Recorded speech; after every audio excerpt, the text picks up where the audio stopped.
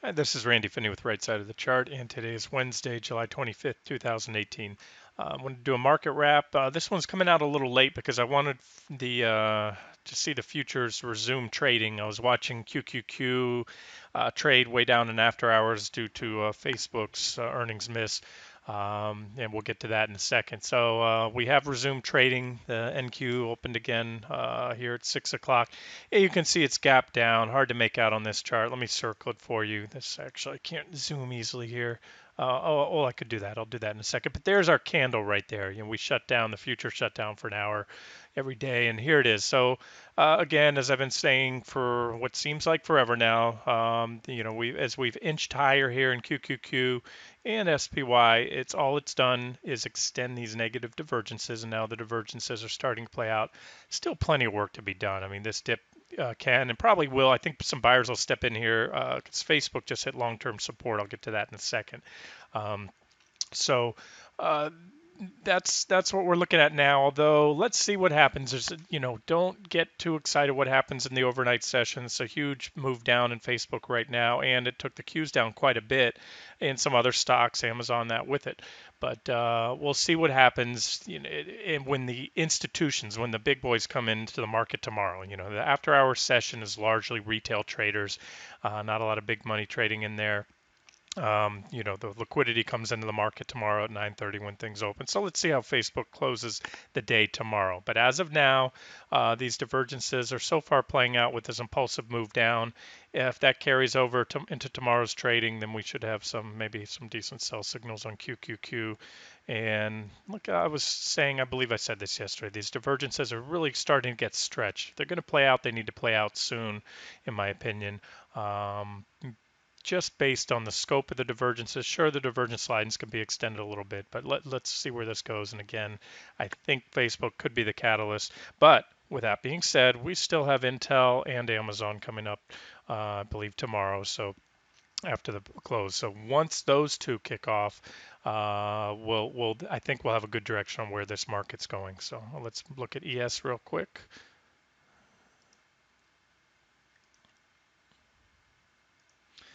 There it is. ES. Now ES, of course, is the S&P 500 E-mini futures, and they're not nearly as top-heavy as NQ is, or the Nasdaq 100, and Facebook and all those leading stocks that it's dragged down with it. But they are coming down here with a pretty impulsive reversal, as you can see as I zoom in there on this 60-minute chart.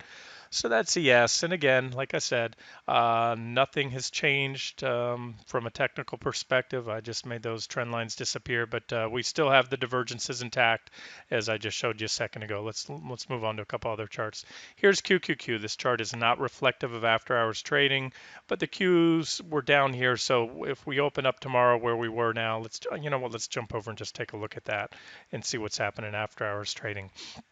All right, let's start here with Facebook because this is what it was all about today. So click here, maximize this one. This is Facebook and after hours. We closed here right around, hit the high of the day. They rallied it right into the close. As I said in the trading room before earnings even came out today, I said Facebook has zero margin of error to miss. And why? Because of this tremendous run up. A stock cannot do this, cannot have this type of run up and have any margin of error for missing on earnings. So there it is. If they had no choice but to meet or beat to even hold these gains, and obviously they didn't. And this was the last divergent high here. I pointed out this is still a divergent high. Here's my divergence lines. This one's extended. All we have to do is extend that. So the technicals once again are playing out. This is going to be right now. Facebook is down. Where were we here? Let's jump back to that real quick. We're at 169.95. By the way, I think it's a buy right now in after hours if you want to bounce. I think it was a buy right around here. Still is for maybe a little dead cat bounce. Although I'm a little bit cautious because here's the thing. Technically, well, let me just show you what I'm talking about here. Okay, we're 170 now. We're moving up, and here's what I think everyone's looking at. And I can just tell you from experience that these trend lines work as well, support and resistance levels, even more so in after-hours tradings after big earnings report. Facebook, I took a little position to bounce along here. Why? Because this is a long-term trend line right here that I have. See this trend line here? And this is a weekly chart, by the way. Weekly divergences. I think Facebook is, at the tail end of its run again. But when you look at where we are at, if we just measure down, what I'm doing is going where tomorrow's candlestick would be. You can see here I'm 1 day over. I'm putting the crosshairs on that trend line, and where does that come in? Right about 160. I'll call it 168.50, 170, 168.50 right there. And again, where were we at right there? Well, there it is. We hit that, pretty much hit that trend line, or bouncing now. So you're going to see the buyers step in there. But if they can't really pull this thing back up, a lot like Netflix a couple weeks ago, where they recouped a lot of the gains in the previous trading session, the following trading session. I'm sorry. Netflix still closed down over 5%, and it's still lower. But the point is, they recovered a lot of those gains. If they don't, this is going to have bigger implications for the market, because Facebook is one of those overowned, overloved, what I call FAANG stocks, FAAMG. Those are the five largest companies in the NASDAQ 100, five largest companies in the world, for that matter. And my point being is institutions, mutual funds, pension plans, even individuals are chock full of the stock. They can't get enough of it. And when you have a little pullback, 5, 10% drop, that that hurts. But if this move sticks, it will most likely have repercussions on the market. You're going to have to see some unwinding of this risk-on trade. You're going to have to see the funds start to get defensive because selling in Facebook, and it already has carried over. Let's look at some of the other ones. Let's look at Amazon. Here's my 1 minute mosaic. So here's Amazon. Nothing to do with Facebook. These companies, to some degree, are some parts of the business models competitors, and one has nothing to do with the other as far as uh, you know what Facebook's woes are. But look at Amazon. Amazon tracked almost perfectly, maybe not down as much percentage terms, but you can see this was the initial thrust down in Facebook right here. There was their conference call right here, and again, we're looking at Amazon, and then people didn't like what they heard, so they didn't like the earnings. And as I always say, there's two components to a company reporting earnings. There's the earnings report, and the market and the computers and everything else, and instantly kind of prices in what they think based on the miss or beat.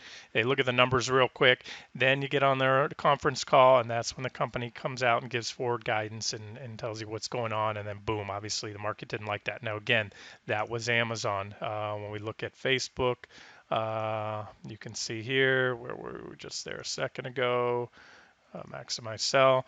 There's the initial sell-off, conference call, and then boom, they didn't like what they saw, but quite an overreaction. And again, a beloved stock. Dip buyers can't help doing what they do, so they're going to step in, and I can't blame them. That's a stock at support, down a tremendous amount. Facebook's not going anywhere, so you're going to see dip buyers come in. And where this stops, well, let's just take a look at the charts here. Before we do that, I just want to mention also there's Apple. And see, now here's the thing. Live by the cues, die by the cues. That's the motto I'm using. These stocks, because they are so heavy weighted, so top heavy in QQQ, money flows going into QQQ and out of QQQ, lift them all together and will work in reverse.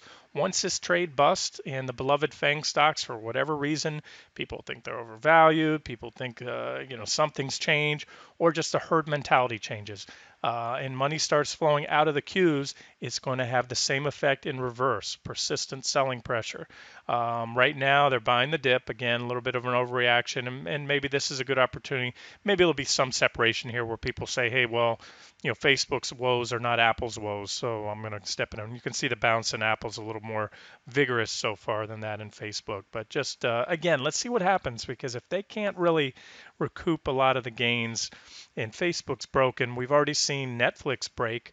That one's well off its highs and well below where it was before it reported earnings. So now Facebook is broken. Again, we'll see what happens, how tomorrow closes, but I think there's no way in hell they're going to recover all the after hours losses by the close tomorrow or anytime soon. They're just down too much.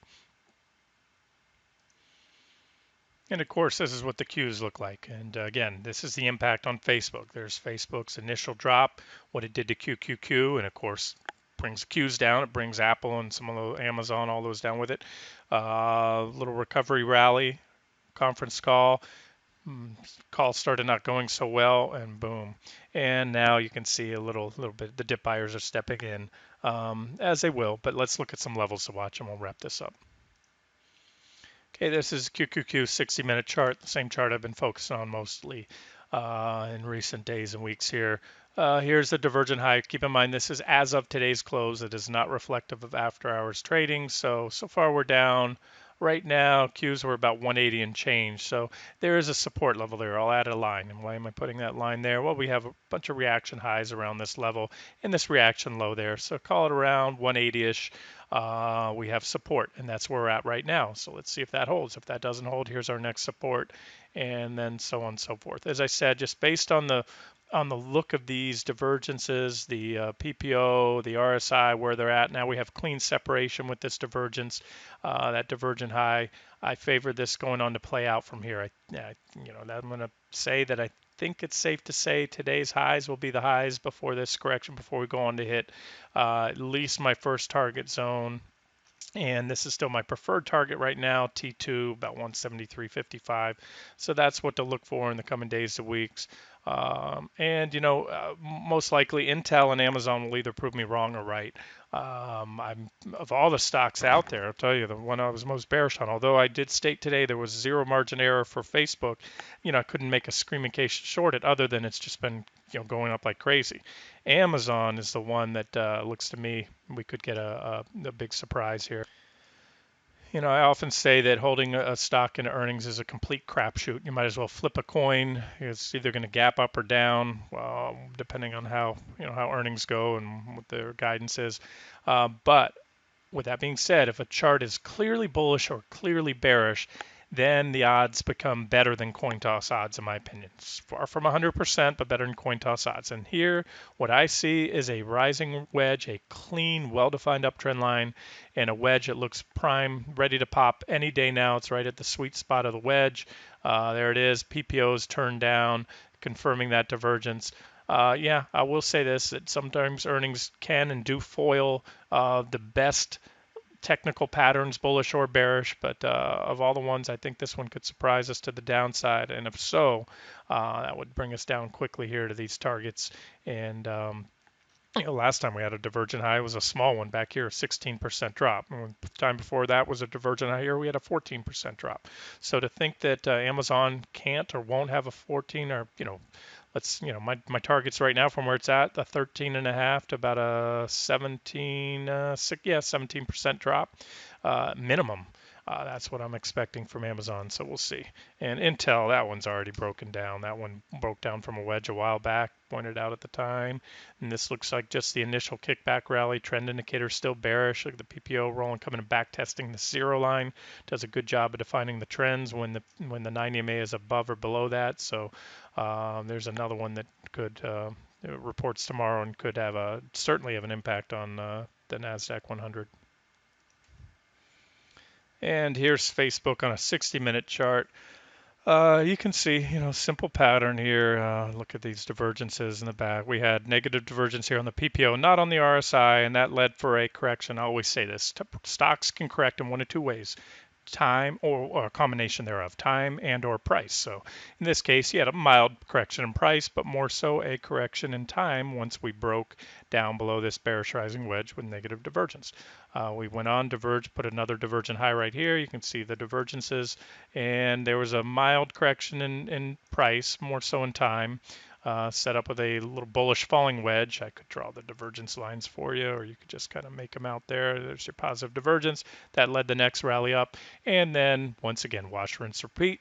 Negative divergence right here on the 60-minute chart, little rising wedge, and boom, that's taken us down here. So sometimes this happens. You get complacent. You say, oh, these wedges don't work. The divergences are, just buy the dips.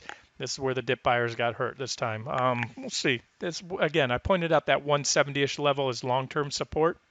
And not by coincidence, that's where we're trading right now. And after hours, you can see there's a big gap there. Gaps are magnets. They're natural resistance levels, support levels, I should say, when tested from above. You have some reactions from above. So there's that 170 level. And this is what Facebook needs to hold going into trading tomorrow and closing the week below that level. Otherwise, again, going back to that weekly chart, we're looking at a potential long-term uptrend line. I'm going to say this now. This isn't the best defined or the most well-defined trend line I've seen. There's only a couple reactions, but again, Facebook's a relatively new stock. It's only been trading since 2012, and so this is the uptrend. You can see after trading normalized, it was a little choppy getting off to trading after its IPO, but then this is where the trend sort of normalized. So I had alternative trend lines. This one was sliced through, so I don't give it as an important weighting, but this one has the most reactions here. And again, that's where we're at. So we're going to fall there. The fact that we had a divergent high indicated this correction would come, and it's a matter of will this be a great buying opportunity for the next leg up and keep this trend intact or not? What you want to watch for is a solid weekly close below that level, and that would be the first warning sign that there might be more to come in Facebook, but it's way too early to tell. Let's just see how the stock trades going into the end of the week, Friday's close, and possibly into next week. Now, especially if we close right on support. There's that daily chart again. And again, these were lines that I had there, 169.10. So, call it again. When you're looking at a weekly chart and you're talking about a stock that's $170 share price or give or take, or almost, 200 before today, 217. A couple points here or there, not really important. But again, I just showed you the weekly chart, and then why this line stands out more so than these others. These were micro levels in there. I could probably turn these down or put this one a different color. Let's just color this one yellow, or no, we'll color it orange so it'll stand out here. And why that level? Well, you can see back here, this one has more reactions. There's a big old gap. It was rejected there, and it gapped up above it, and there were quite a few reactions here, a lot of reactions. In fact, probably more reactions. This is probably the most significant support level on the daily time frame, and again, it aligns with that weekly support. So this is what you want to see Facebook hold, and it's a matter of, by all accounts, such a big drop. The dip buyers should most certainly come in. If there's something to be said, I didn't listen to the conference call. Personally, sometimes I do get interested and I'll dig into the fundamentals on a company, but a 22% drop in one of the world's largest companies, one of the leading stocks in the NASDAQ 100, they don't step in and buy it there. Something's wrong. And again, the other more lasting repercussions could trigger domino type selling in a lot of funds that need to reduce their exposure to these leading FAANG stocks, because additional selling pressure on Facebook will put pressure on the Qs, which in turn puts pressure on the other Apple, Amazon, Microsoft, Intel, etc. We'll just wrap this up with a bigger picture because things are going to move fast. If there's a lot that happens during the day, and I always post updates on the site throughout the day, sometimes static charts, some videos, for members only, and then this is a public video because I'm just covering broad market analysis. But if just remember, we have, again, Intel and Amazon coming up tomorrow, and that is going to almost certainly cause additional volatility. It can go either way, but if things happen, if things start to play out to the downside, remember that stocks tend to fall much faster than they rise. You can see that here. You can see it here. Usually you wipe out weeks and even months of gains in just days during a correction. So you need to have your ducks in a row. In other words, if you're bullish, great, buy a dip. I showed you support levels. You can see support levels here.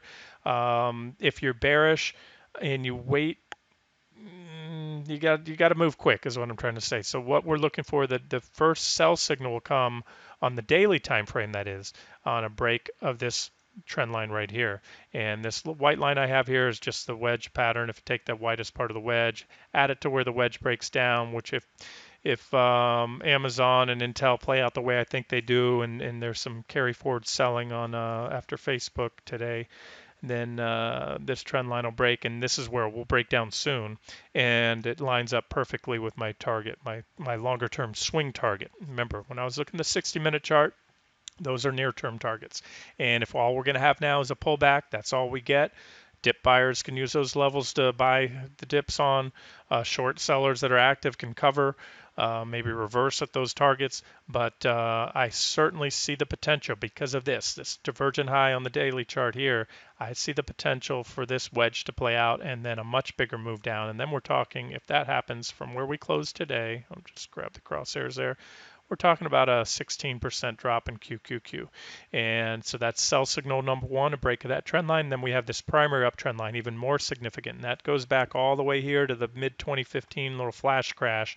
Most of the other, including the NDX itself, because this QQQ had the flash crash, the NDX didn't. QQQ is an ETF, and sometimes you have that happen. So the NDX picks up right here. If you put a chart of the NDX early 2016, same trend line. So that's our primary trend line. I just want to mention because it goes to the left of this chart. That breaks. That has longer term bearish implications. So if this trend line breaks with conviction, and let's say my scenario plays out 152.84, my best case scenario then would be for a kickback rally to backtest that trend line from underneath. And we may backtest it before then too. Maybe we come down here. There's a myriad of possibilities. Let's just see what happens. But I do want to mention that those are the key levels that I'm watching on the daily chart. So if you get a solid daily close or impulsive break below this trend line, probably going to continue on down to 150, the 153 area before all is said and done. And if not, maybe we continue higher. Maybe we hit this trend line, and then these lines have to be changed, and something else develops. But as of now, those are that's one possibility, and I'm certainly very open to how to trade it. Well, there's a lot of different ways. You can active trade. You can use price targets, cover your positions, your shorts when they hit those levels. Or you can allow for a runner trade. If you're short the cues, you can trail your stops down. You can, as each target is hit, maybe lower your stops to either protect profits or break even, assure a break even on the trade.